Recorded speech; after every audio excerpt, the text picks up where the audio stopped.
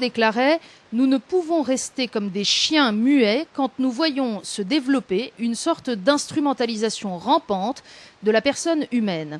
Il parlait des domaines économiques et sociaux, mais aussi, bien sûr, des questions bioéthiques. Alors la loi de bioéthique 2004 va être révisée en 2010. 2010, c'est loin, mais pourtant le travail a déjà commencé. Les députés ont mis sur place une mission d'information parlementaire qui sera partie prenante des États généraux de la bioéthique organisés au premier semestre 2009 et qui rendra des conclusions dès le second semestre 2009.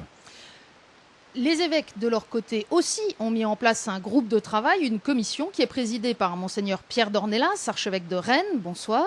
Bonsoir. Merci d'être avec nous. Avec nous également le cardinal archevêque de Lyon, Monseigneur Barbarin. Bonsoir. Bonsoir à tout le monde. Et puis nous accueillons aussi, et nous les remercions d'être venus à Lourdes pour participer à cette émission, Elisabeth Montfort, ancien député européen. Bonsoir.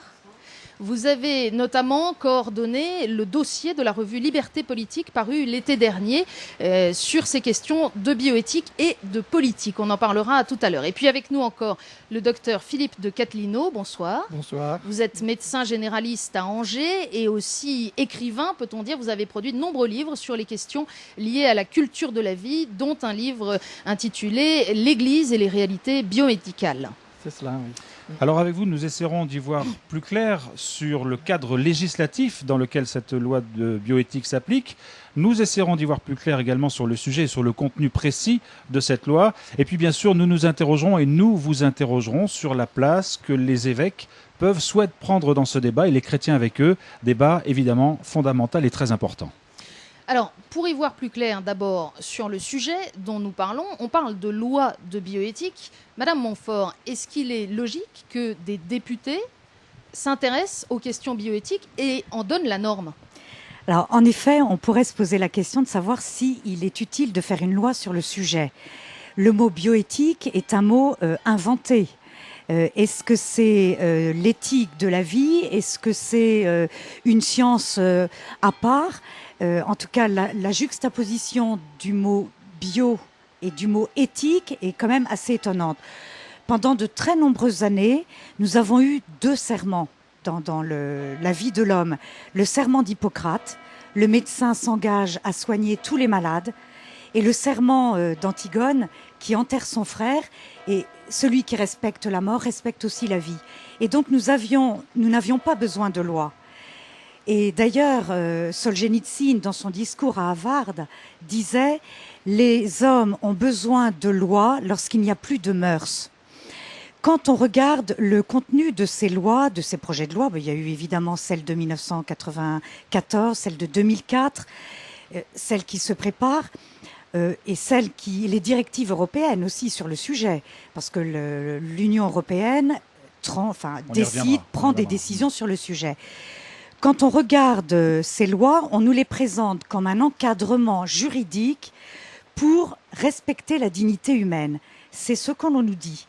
Quand on regarde dans les détails, dans le contenu de la loi, ce n'est pas tout à fait ça. Oui, mais est-ce que la loi, finalement, ne sert pas à encadrer des pratiques qui se développent ? Et si on ne fait pas de loi, c'est aussi un peu l'anarchie dans la pratique médicale et la recherche. Sauf que dans ce domaine, la loi a pour objectif, et d'ailleurs le ministre de la Santé, Roselyne Bachelot, l'a rappelé, a pour objectif d'adapter la loi aux découvertes scientifiques. Comme les découvertes scientifiques donnent aujourd'hui on pourra prendre des exemples, mais en tout cas donnent des résultats qui touchent à l'intégrité de l'homme, à la dignité de l'homme et à la vie de l'homme. Comment peut-on accepter qu'une loi encadre juridiquement des transgressions ? Et on le voit bien depuis un certain nombre d'années, qu'une machine à transgression s'est mise en marche depuis la première. Cardinal Barbarin, est-ce que, à vos yeux, il appartient aux députés de légiférer sur ces questions ? Je crois qu'on ne peut pas y couper. C'est-à-dire qu'il y a beaucoup de productions de la société ou de la technique qui sont contraires aux lois fondamentales. Je vais prendre la mort, par exemple. Bon, alors, actuellement, la question de la bombe atomique, elle a été posée au Concile Vatican II. Est-ce qu'on va la tolérer ou pas la tolérer ? C'est quelque chose qu'on a découvert. Donc la fission de l'atome, c'est une découverte scientifique. Et la grande question, c'est avons-nous assez de tonus éthique ou de respect des hommes pour savoir utiliser une découverte scientifique pour qu'elle n'ait pas de débordement qui soit dommageable pour l'homme. C'est une question extrêmement ancienne parce qu'il y a un concile qui s'était interrogé sur l'arbalète en disant l'arbalète c'est une découverte épouvantable parce que quand elle tire on n'entend même pas qu'elle tire.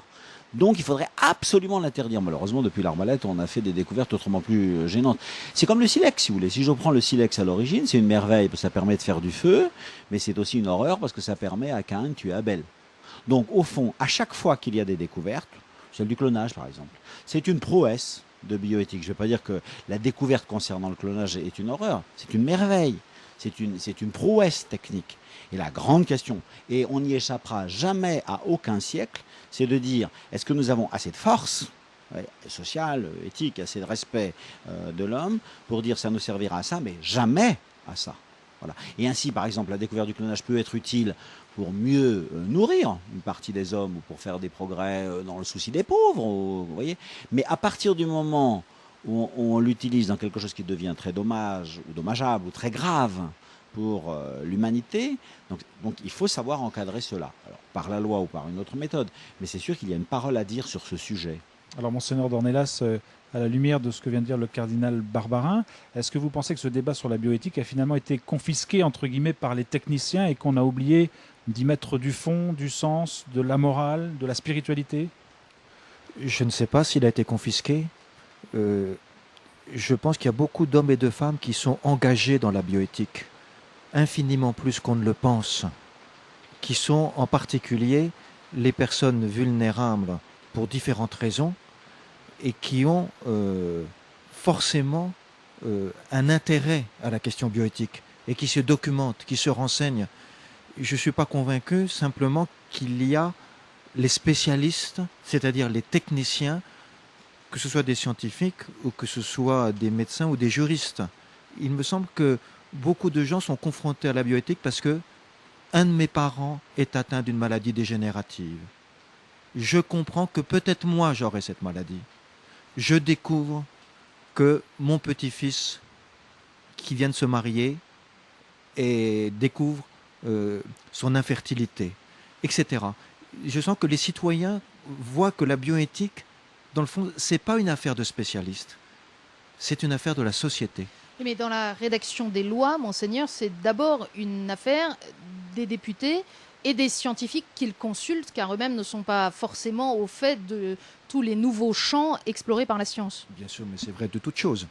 Il y a forcément des gens compétents sur toute chose. Personne ne peut prétendre être compétent sur tout. La compétence se respecte et elle attire la confiance. Et il me semble que quand nous votons pour élire des députés, nous avons confiance dans ceux qui élaborent les lois. Il me semble que les scientifiques, dans le dialogue avec le scientifique et les députés ou les sénateurs, est un dialogue dont nous pouvons espérer qu'il est constructif. Ce n'est pas un dialogue qui consiste à confiner à des spécialistes. J'entends, par contre, une question plus difficile.